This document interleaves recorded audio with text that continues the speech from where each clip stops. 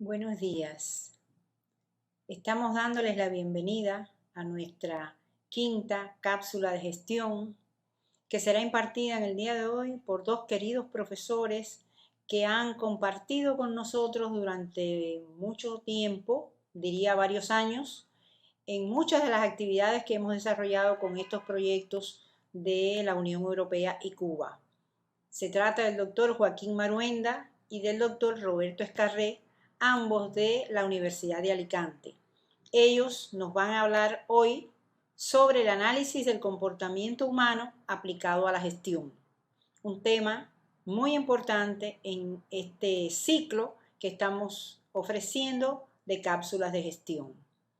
Es para nosotros un gran placer saludarlos a todos los que se han conectado y los que se conectarán de ahora en adelante. En la mañana de hoy seguramente se incorporarán más personas. Y además anunciarles nuestra próxima cápsula, que será el 27 de octubre, en este caso a las 12 del día. Tengan presente que otras han sido a las 11, pero la del día 27 de octubre será a las 12 del día y será sobre el tema de estrategia. La va a impartir el profesor Dr. Luis Cano de SADE, también por mucho tiempo participante con nosotros en muchas de las actividades.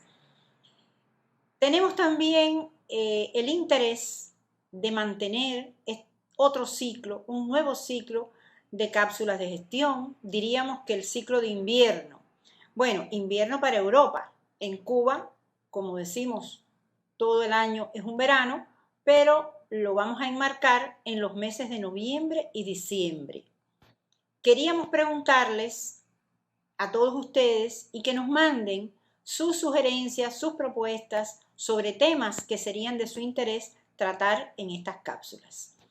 ¿Por qué mantenemos las cápsulas? Porque nos parece que es una vía importante, sencilla, asequible para muchas personas de mantener un intercambio y mantenerse actualizados en superación, en capacitación sobre temas importantes de la gestión.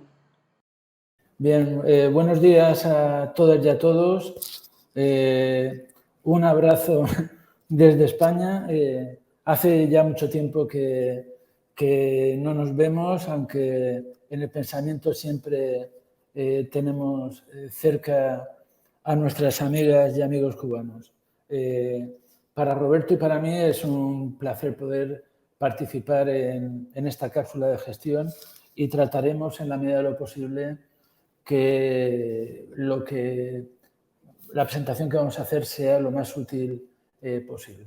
Bien, en esta cápsula lo que pretendemos hacer es ver cómo en algunas ocasiones podemos utilizar ideas procedentes del mundo de la economía, en muchas ocasiones conjuntamente con principios procedentes del ámbito de la psicología, para ver de qué forma se toman decisiones en las organizaciones y, por tanto, para mejorar la gestión de estas. Esta sesión no implica que uno tenga que tener un conocimiento previo en economía y se centrará en cómo aplicar conceptos básicos que pueden ayudarnos en la toma de decisiones. Entonces, vamos a ver cómo ideas presentes en los modelos de valoración de activos pueden ser aplicables a los procesos de negociación, cómo pueden afectar al establecimiento de políticas de incentivos, esto es, a ver el modo en que las personas obtienen lo que desean o necesitan, especialmente cuando se encuentran con personas que desean o necesitan lo mismo. Por tanto, de lo que vamos a hablar fundamentalmente es de aspectos que deben de ser tenidos en cuenta a la hora de entrar en procesos de negociación y, por otro, en manejar adecuadamente cómo se pueden utilizar determinados conceptos a la hora de evaluar el riesgo, que es una medida básica a la hora de trabajar en un negocio y establecer cuáles son los niveles de riesgo adecuados. Bien, en esta cápsula vamos a hablar de economía del comportamiento, fundamentalmente de finanzas conductistas. Hablaremos de asimetrías en la información y deficiencias de mercado, de costes de transacción y márgenes de negociación.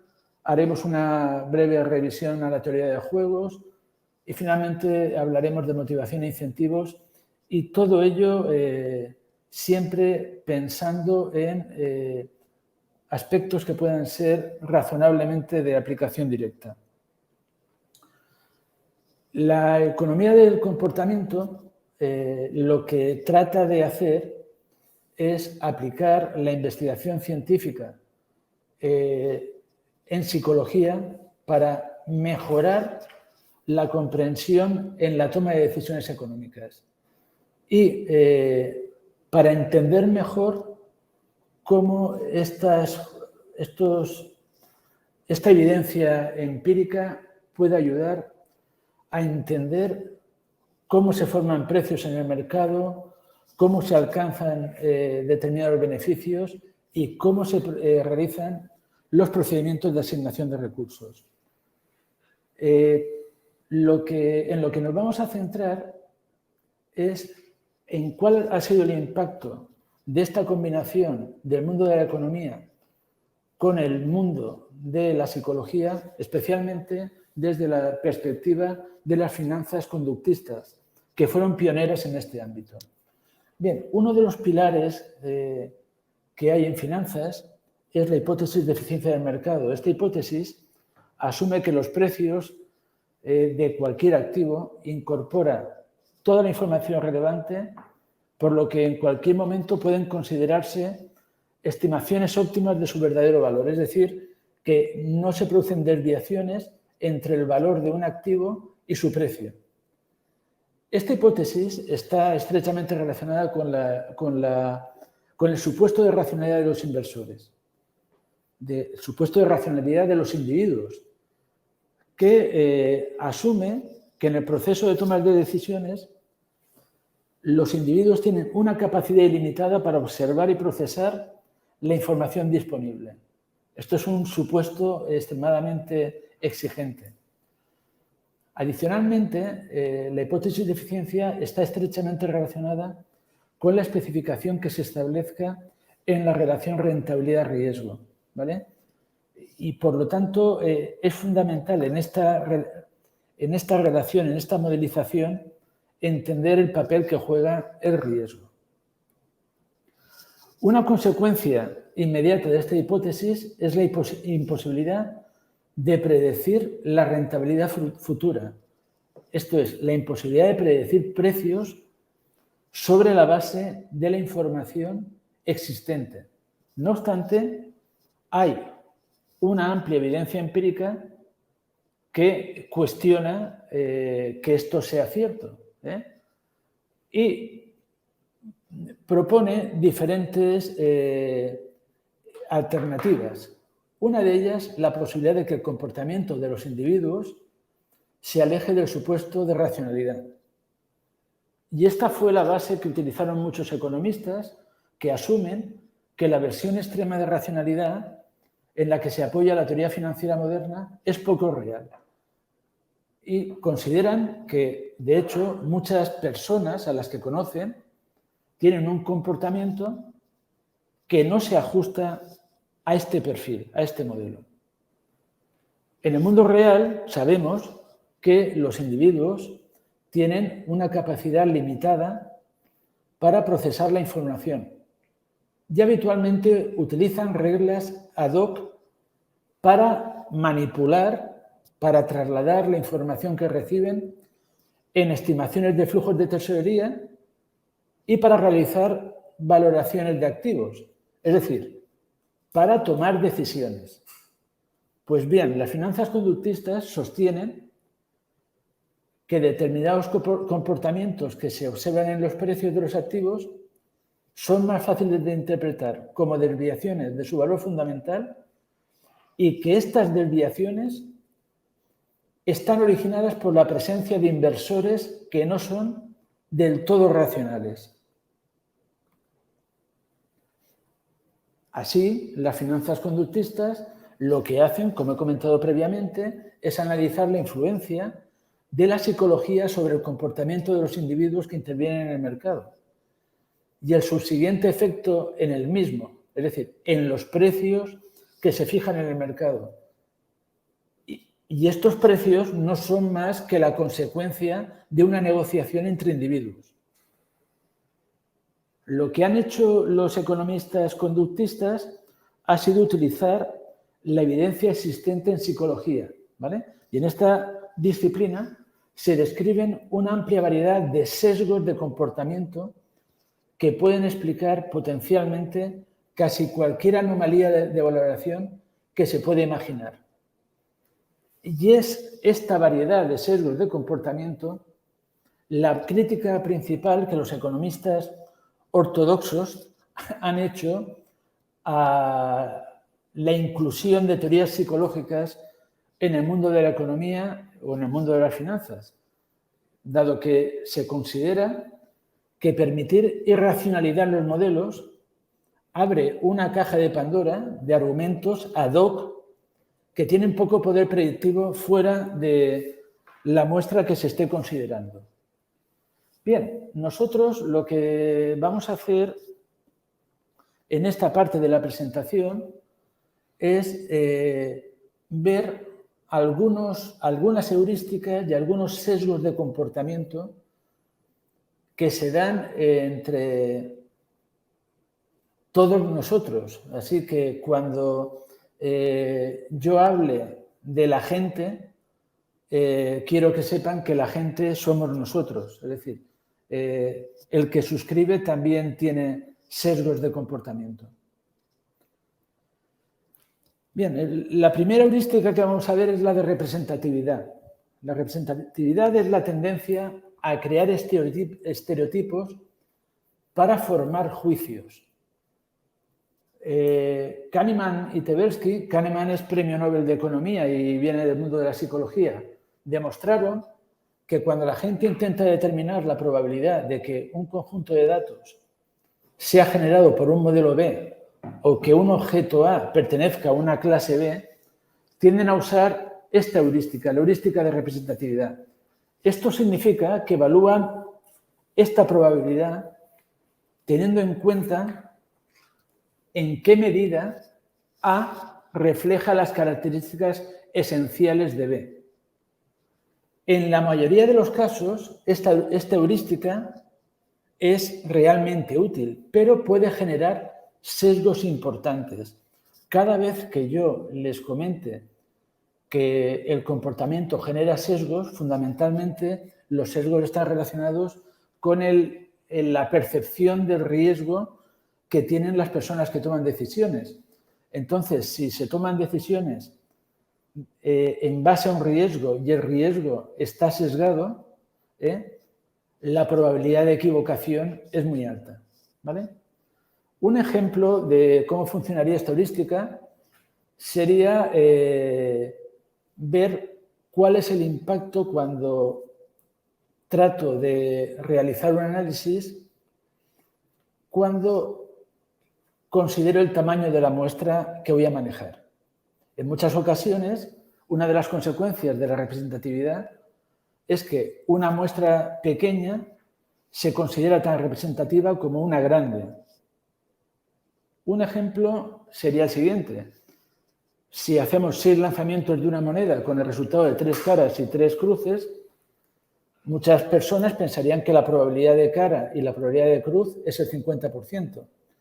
Y se considera que es igual de representativo que si hacemos 1000 lanzamientos con el resultado de 500 caras y 500 cruces. Entonces, la representatividad implica que las personas consideran estos dos conjuntos de lanzamientos igualmente informativos acerca de que la moneda no está truncada, pero obviamente el segundo lanzamiento es mucho más informativo. Esto lo podemos extrapolar a cuando estamos tomando decisiones y se extrapolan experiencias locales a experiencias globales, que es una tendencia muy natural en los seres humanos, ¿vale? Y esto, obviamente, se darán situaciones en que estas extrapolaciones son posibles y muchas otras en que no. Y esto también está relacionado con el sesgo de selección, ¿vale? Esto, por ejemplo, en los ámbitos universitarios es muy común que se consideren que problemáticas que se dan en el mundo de la universidad son comunes al grueso de la población, cuando realmente la población, la comunidad universitaria no es una muestra aleatoria de la población, sino que es una muestra que tiene un sesgo importante de elección, ¿vale? Un segundo bloque de sesgos son el exceso de confianza y la autoatribución sesgada. El exceso de confianza es la tendencia de los individuos, de las personas, a creer que tienen más información de la que poseen en realidad o exagerar la precisión de su conocimiento y su capacidad para manejarla. Además, sabemos que los individuos expertos tienden a tener un mayor exceso de confianza que los individuos relativamente inexpertos. Y también sabemos que el exceso de confianza es mayor en las tareas más difusas que requieren una opinión que proporciona una retroacción lenta que para las tareas mecánicas que proporcionan una retroacción de resultados inmediata y concluyente. ¿Vale? A ver. Además, sabemos que el exceso de confianza provoca en los individuos, en los inversores, una situación en la que consideran que su capacidad para valorar activos, para tomar decisiones, es superior a la que realmente es. Es decir, van a asumir niveles de riesgo que realmente son inaceptables. Si actúan de esta manera, exageran su capacidad para generar información o para identificar patrones de comportamiento en los datos que otros inversores o individuos desprecian. Así, estos individuos, estos inversores, tienen más compromiso con la información que ellos mismos generan que con la información pública que reciben. Adicionalmente, en la literatura de psicología empírica se ha observado que no solamente existe exceso de confianza, sino que cuando los individuos observan los resultados de sus actuaciones, actualizan su confianza en su propia capacidad de forma sesgada. Entonces, de acuerdo con la teoría de atribución, los individuos consideran que los eventos que confirman la validez de sus actuaciones realmente están dando muestra de su alta capacidad y que los eventos que no lo confirman son una indicación de un ruido externo o de un sabotaje. Es decir, cuando yo tomo una decisión, si acierto es porque tengo talento y si me equivoco es porque ha habido una injerencia externa o simplemente se ha producido un sabotaje. De esta forma, como consecuencia de la autoatribución sesgada, la confianza de un individuo, de un inversor, crece cuando la información pública está de acuerdo con su información privada, pero no cae proporcionalmente cuando la información pública la contradice, ¿vale? Si todo está de acuerdo con mis premisas, es todo perfecto. Si no es así, no es creíble. El resto del mundo está equivocado. Entonces, cuando tenemos en cuenta estos dos sesgos de comportamiento, vamos a encontrar una situación en la que los inversores los individuos informados, que son los que determinan los precios, que son los que toman las decisiones, depositan una mayor confianza en la información privada, que es la que generan ellos, y tienden a interpretar la información pública de forma asimétrica. Cuando confirman sus creencias, consideran que corrobora su capacidad, y cuando la contradicen, consideran que es ruido. Por lo tanto, en esa pauta de comportamiento, uno piensa que se equivoca menos de lo que realmente se equivoca. Y quiero recordarles que esto siempre lleva a tomar posiciones de riesgo que en otras situaciones serían inadmisibles. Un siguiente sesgo muy común es el sesgo de optimismo.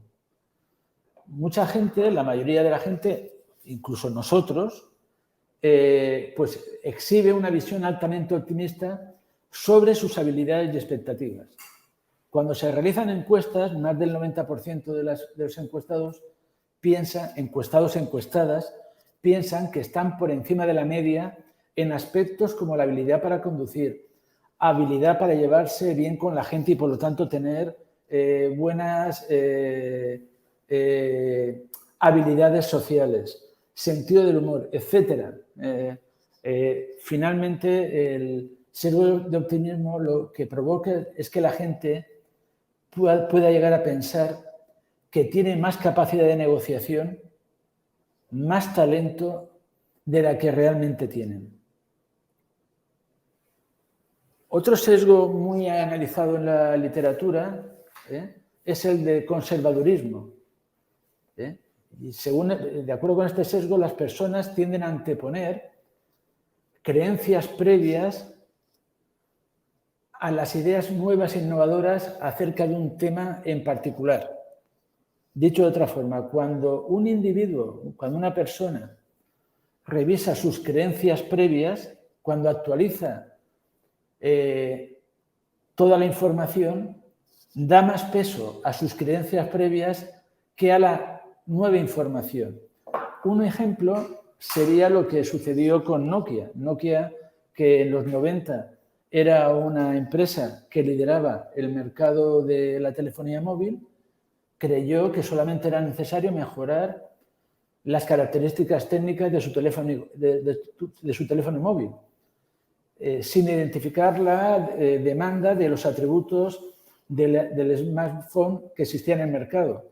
Eso ha provocado que Nokia haya perdido parte de su posición dominante en el mercado de móviles en los últimos 20 años.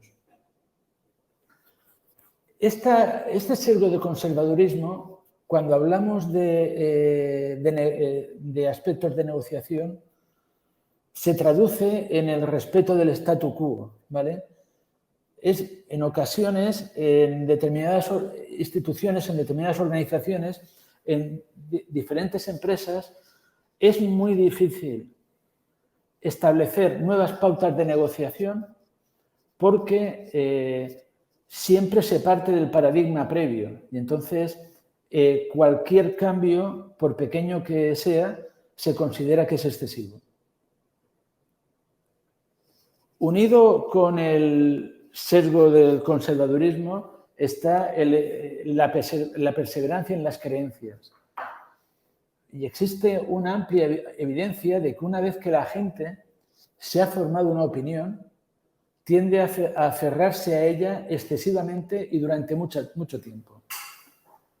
Y parece que ahí están funcionando dos efectos. El primero es que la gente es reticente a buscar información que contradiga sus creencias. Una vez que yo estoy en posesión de la verdad, es muy difícil salir de esa situación. Incluso si encuentran esa evidencia, la tratan con excesivo escepticismo, ¿vale? De hecho, hay un contrasentido que es curioso. Algunos estudios han encontrado un efecto incluso más fuerte, conocido como sesgo confirmatorio. por el cual la gente interpreta incorrectamente la evidencia que contradice su hipótesis de partida, considerando que va en su favor, ¿vale? Es decir, que esto es dar un giro de 360 grados. Otro comportamiento muy interesante es el del anclaje. Cuando se realizan estimaciones, y ya sabemos que cuando yo realizo una estimación de algún dato, esta nueva estimación es el punto de partida para la toma de una decisión. Pues cuando hay un valor disponible, una estimación previa, un ancla, la gente suele partir de ese valor inicial, de ese ancla, que es ajustada para ofrecer la respuesta final. El ancla puede ser sugerida por la formulación del problema o puede ser el resultado de un cálculo parcial. En ambos casos, los ajustes suelen ser ineficientes. En otras palabras, la gente se ancla demasiado al valor inicial. Incluso si se cambia el valor inicial y este valor inicial se ha generado aleatoriamente, cuando yo proporcione un nuevo ancla, se producirá un cambio de las estimaciones. ¿De acuerdo? Todos, para empezar a negociar, necesitamos un punto de partida. Y el establecimiento de ese punto de partida es crucial. Otro efecto que ha sido extensamente analizado es el efecto de arrastre, que tiene lugar cuando los pensamientos y creencias de las personas cambian si un gran número de personas piensan o creen algo diferente. Por ejemplo, cuando hay una reunión, si los asistentes a una reunión de trabajo no llegan con sus ideas escritas previamente, es muy probable que todos acaben pensando de la misma forma. Una recomendación siempre es que cuando se acuda a cualquier reunión, es conveniente acudir con un documento escrito, aunque incluya errores conscientes. Siempre es recomendable que una reunión, cuando se hacen propuestas, el proponente no tenga todas las soluciones resueltas al 100%. Es bueno que se haya equivocado, por supuesto, en las propuestas más irrelevantes, para conseguir que algunos asistentes a la reunión tengan victorias parciales.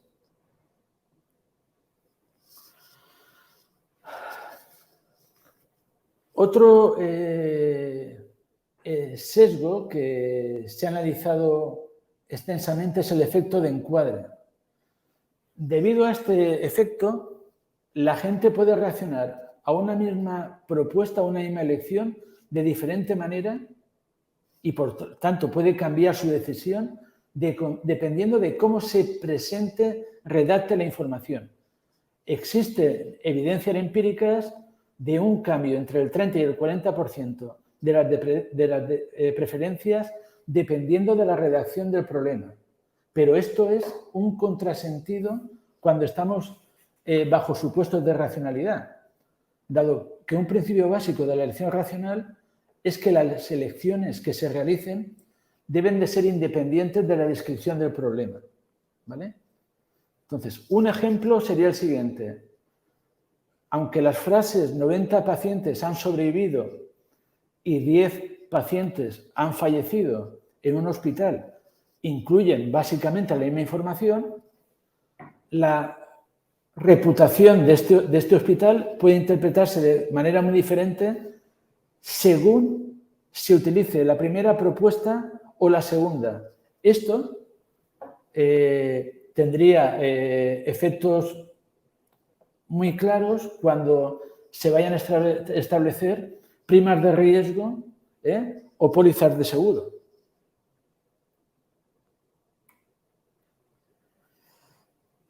Otro efecto curioso es el llamado efecto IKEA, que no es más que la preferencia subjetiva por aquellos objetos o actividades que hemos creado por nuestros propios medios, incluso si son menos útiles o funcionales.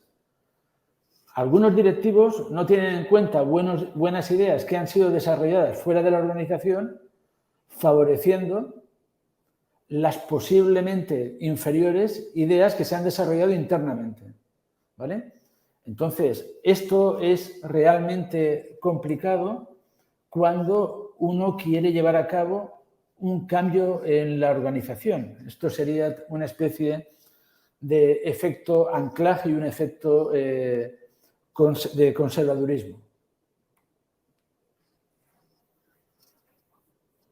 Otro sesgo que es muy curioso es el sesgo de negación, que es la propensión de los recuerdos desagradables a tener un efecto mayor en nuestro estado psicológico que los positivos o los neutros.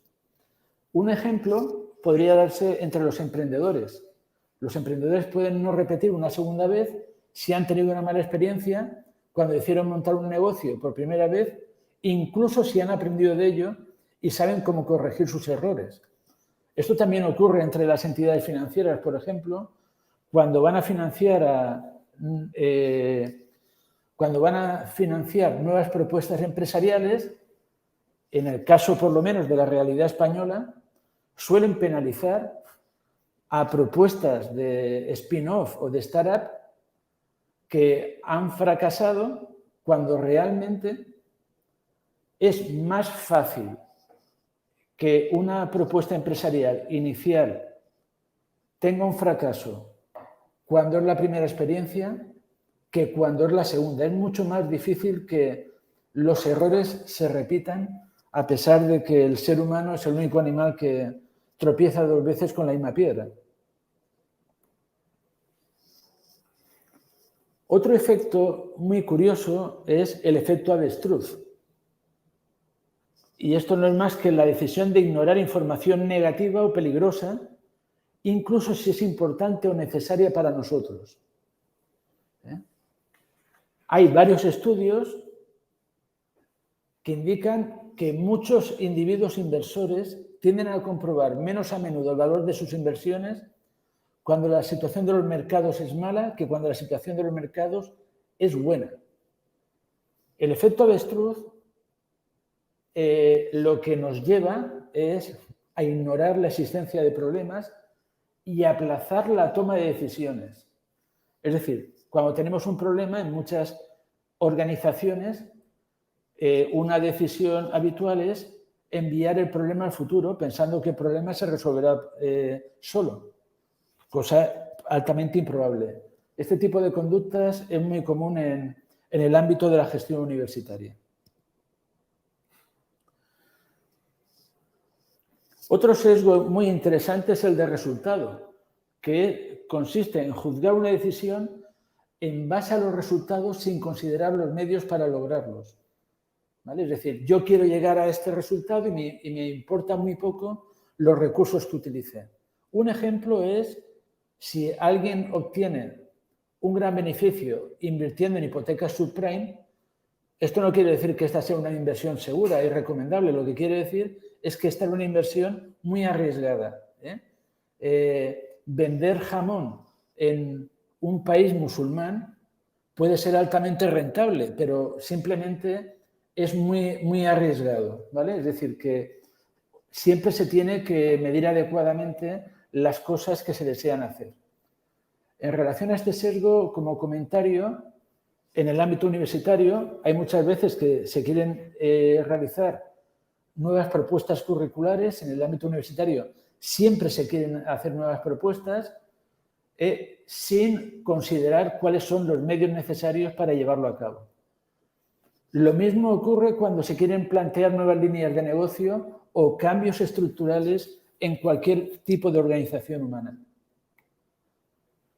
Y el último sesgo, en el que seguramente el que más incurre de todos los que estamos presentes soy yo, es el sesgo del punto ciego, que es tendencia a reconocer el poder del sesgo en otra persona, pero no en nosotros mismos. Y esto nos ha ocurrido si hemos estado relacionando todos estos sesgos de los que hemos hablado con un hermano, con un amigo, con un vecino, pero nunca con nosotros mismos, ¿vale? les dejo con el doctor Escarré.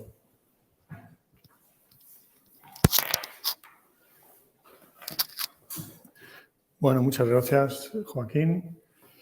Bueno, en primer lugar, un saludo a todos los compañeros cubanos. Un fuerte abrazo desde Alicante.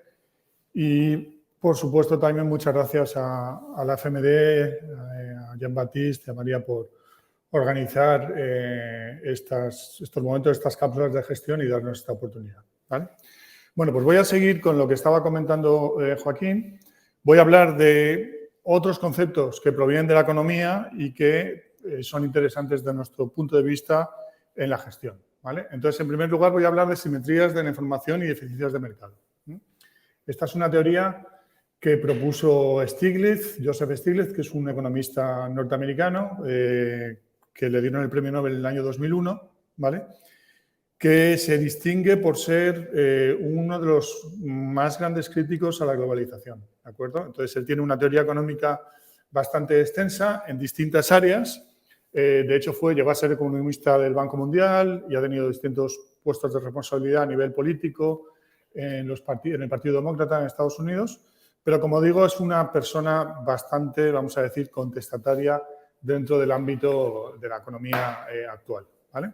Entonces, la teoría de Stiglitz dice que en un mercado existe información asimétrica cuando una de las partes que intervienen en una compraventa, en una negociación, no cuenta con la misma información que la otra sobre el producto, o el producto, el servicio o el activo, ¿de acuerdo? Entonces, el ejemplo más habitual que se suele ofrecer es el mercado de los coches de segunda mano, ¿vale? En el mercado de los coches de segunda mano, los usuarios, o sea, los posibles compradores, no sabemos el estado en el que están los coches. Claro, nosotros vamos a una empresa que vende coches de segunda mano y nos van a decir que todos están estupendos, ¿no? Pero sabemos que hay algunos que están mejor, que tienen mejor el motor y otros que están peor, ¿vale? Imaginemos que los coches que están bien, por los coches que están bien, estaríamos dispuestos a pagar $7.000, ¿de acuerdo? Y por un coche que estuviera peor, estaríamos dispuestos a pagar 3.000, ¿vale? Pagaríamos 3.000 por un coche que está peor porque, evidentemente, tendríamos que invertir, mejorar el motor para que fuera un coche de una calidad, vamos a decir, aceptable para nosotros, ¿vale? En una situación como esta, donde hay una asimetría de la información, donde no sabemos exactamente cómo están los coches, una situación que se podía producir es que podríamos pagar, o sea, buscar un precio medio y decir, bueno, vamos a pagar $5.000 por todos los coches, por cualquier coche. En esa situación lo que tenemos es que los vendedores de coches buenos, los que los venderían a los $7.000, serían expulsados del mercado porque no tendrían clientes.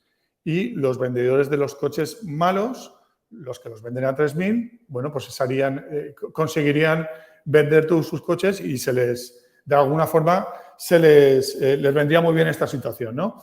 Entonces, esa situación, ¿cómo se soluciona? Esas asimetrías en la información que nos pueden ocurrir en otras muchas situaciones, he puesto una situación muy cotidiana. Bueno, pues se puede solucionar, por ejemplo, para reducir esa brecha, ofreciendo garantías a los clientes a través de pues, contratar empresas que auditen los vendedores de coche, etcétera, etcétera. Entonces, hay que, en esas situaciones, ofrecer ciertas garantías para que esas asimetrías de la información se reduzcan lo más posible y las dos partes tengan una información bastante aceptable para una toma de decisiones correcta, ¿de acuerdo? Bueno, este sería uno de los primeros conceptos que voy a hablar. Voy a hablar de 3 más. El segundo sería los costes de transacción y márgenes de negociación, ¿vale? En este caso, el autor también es premio Nobel, es Ronald Coase. Este señor fue premio Nobel en 1991, es británico, pero casi toda su carrera la ejerció en Estados Unidos, ya falleció. Y bueno, básicamente lo que dice Ronald Coase es que cuando se desea realizar una transacción en un mercado, es necesario primero investigar a los partícipes, después proporcionarles ciertas informaciones necesarias y establecer las condiciones del contrato, llevar a cabo las negociaciones que instauren un verdadero mercado, establecer una estructura de control de las respectivas prestaciones y de las obligaciones de las partes, ¿vale? ¿Cuándo se aplica esta teoría? Bueno, pues se ha aplicado mucho, sobre todo en economía ambiental, en economía ecológica. Cualquier actividad económica, todos sabemos que genera una serie de externalidades. Habitualmente lo que llamamos externalidades negativas, ¿no? Pues, por ejemplo, una fábrica, una de las principales externalidades, una fábrica del tipo como la que ponemos ahí, una de las principales externalidades que produce es contaminación, ¿no? Entonces, esta teoría de Ronald Coase lo que ayuda es a compensar si se establecen unos derechos de propiedad en todos los stakeholders, en todos los participantes, a compensar esa situación. Y bueno, en parte, junto con Pigou y con otros economistas, es un poco la base de todo lo que es la imposición en temas de contaminación, en todos los temas de imposición de impuestos, ¿no? Vamos a poner un ejemplo también cotidiano como el anterior, muy sencillo. Imaginaros que en un avión hay un pasajero que quiere echar su asiento hacia atrás, ¿vale? Y evidentemente, echando el asiento hacia atrás, él tiene un beneficio, claro, y la persona que está atrás, si hay una persona atrás, pues tiene un perjuicio, ¿no? Bueno, esa es una situación, por otra parte, habitual en los vuelos, donde se podría intentar llegar a algún tipo de acuerdo, ¿no? Entonces, ¿qué es lo que nos plantea Ronald Coase? Bueno, él lo que nos plantea es que una posible solución sería que el Estado, vamos a decir la compañía aérea, estableciera una serie de normas. Podría hacer, por ejemplo, un análisis sobre intentar cuantificar el placer de la persona que echa para atrás y también cuantificar el perjuicio de la persona que está justo detrás, establecer, bueno, comparar y ver a quién le conviene más, etcétera, etcétera. Bueno, según Ronald Coase, esa sería una solución ineficiente. En una situación de este tipo, donde los derechos de propiedad, los derechos de los pasajeros están bien establecidos, es mucho más efectivo una negociación directamente entre las partes, entre la persona que está en el asiento delantero y el que está en el trasero. Según Ronald Coase, una negociación individual tendría menos costes y sería más efectiva que una negociación global. En parte, también, bueno, pues eso es un poco la realidad. Ahora mismo no hay ninguna regla establecida en los vuelos, más allá de que cuando vas a aterrizar tienes que poner el asiento hacia adelante, ¿no? Entonces se deja al individuo la posibilidad bueno, pues de tomar una decisión acerca de eso. Vale, este sería el segundo de los puntos que yo quería hablar. El tercero sería la teoría de juegos. La teoría de juegos es otra teoría económica que es interesante para cuestiones de gestión, que fue impulsada por por John Forbes Nash, que es este señor que aparece ahí. Steve Nash era un jugador de baloncesto, canadiense, efectivamente. Este señor fue premio Nobel en 1994 y seguramente alguno de vosotros habrá visto la película Una mente maravillosa o Beautiful Mind, una película de Russell Crowe que habla específicamente de la historia de este señor, ¿no? Porque era un señor que tenía problemas mentales y llegó a ser premio Nobel por esta teoría y porque era una persona realmente brillante en diversas áreas de la economía. Bueno, la teoría de juegos que nos propone Nash es un área de la matemática aplicada que lo que hace es utilizar modelos, estudiar interacciones en estructuras formalizadas de incentivos, lo que llama el juegos, y al final pues, se ha convertido en una herramienta muy importante para la teoría económica y ha contribuido a comprender más adecuadamente la conducta humana frente a la toma de decisiones. Hay muchas aplicaciones pues, en temas de política, en temas de conflictos internacionales, etcétera, etcétera, ¿no? El ejemplo más habitual que se ofrece a la hora de explicar la teoría de juegos es lo que se llama el dilema del prisionero, ¿vale? El dilema del prisionero dice que dos personas, dos socios, son arrestados, son encarcelados y se les fija una fecha de juicio, ¿de acuerdo? Entonces, el fiscal habla con cada uno por separado y les ofrece las opciones que hay. Las opciones son las siguientes, ¿vale? A la primera persona, si confiesa contra el socio todos los cargos en contra, todos los cargos que hay en su contra le serán retirados y la confesión será usada como evidencia contra su socio y la sentencia será de 20 años, ¿vale? Esa sería lo que vemos en el caso A. Después, si no confiesa y su socio lo hace, evidentemente pasa exactamente lo contrario. Si ambos confiesan, se les condena a 5 años de prisión, ¿de acuerdo? Y si ninguno confiesa, son condenados a 1 año de prisión, ¿de acuerdo? Entonces, ¿cuál es el dilema fundamental en esta situación? El dilema es que, básicamente, evidentemente, no se pueden comunicar y el destino de cada uno depende totalmente de las acciones del otro. Entonces, es lo que llamamos el dilema del prisionero, que, como digo, se ha aplicado también en otros ámbitos de la economía, bueno, por ejemplo, en temas de economía ambiental también, con bastante éxito. ¿De acuerdo? Vale, pues vamos al último, que realmente yo creo que es el más sencillo, es el que está más alejado de la economía, más cerca de la psicología, ¿vale? Y es McClellan, que estuvo trabajando sobre todo en temas de motivación e incentivos, ¿vale? Entonces, bueno, básicamente lo que este señor comenta es que los incentivos permiten explicar o predecir qué curso de acción tomará en el mercado o grupo al que le afecta o se le aplica una determinada política. Dado que los agentes racionales, las personas, siempre y cuando estén informados acerca de su medio, compararán costes y beneficios y cambiarán sus decisiones de forma que intente maximizar su utilidad, ¿vale? Un ejemplo también cotidiano y bastante actual, por ejemplo, en España actualmente. Nosotros tenemos ahora una legislación que permite el teleworking, ¿vale? Entonces, los empresarios, sobre todo en un periodo que hemos tenido muy reciente con la pandemia, estaban obligados a ofrecer teleworking a sus trabajadores, ¿vale? Por un tiempo. Teletrabajo, perdón.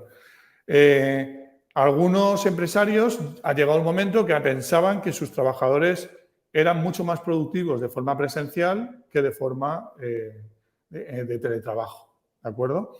Bueno, ¿qué es lo que han hecho? Pues bueno, han establecido una serie de incentivos que no tienen por qué ser económicos, no tienen por qué ser monetarios, para incrementar el volumen de trabajadores en modo presencial y de esa forma, tener un impacto positivo en lo que es la productividad de la empresa, la competitividad, ¿no? Entonces, ¿qué tipo de incentivos? Pues bueno, les han ofrecido, por ejemplo, participar en cursos, bonos de transporte, más posibilidades de ascenso, guarderías para los niños, etcétera, etcétera, ¿no? Entonces, sobre todo en las grandes empresas, evidentemente, no estoy hablando de empresas pequeñas, ¿no? Entonces, ese tipo de motivación, ese tipo de incentivos, evidentemente, es una situación del día a día de cualquier organización y, desde luego, realizar un análisis y trabajar en predecir cómo van a actuar las personas en función de esos potenciales incentivos, bueno, pues es un área también que consideramos que es muy interesante de estudiar. Bueno, pues yo creo que básicamente esto es lo que queríamos aportar.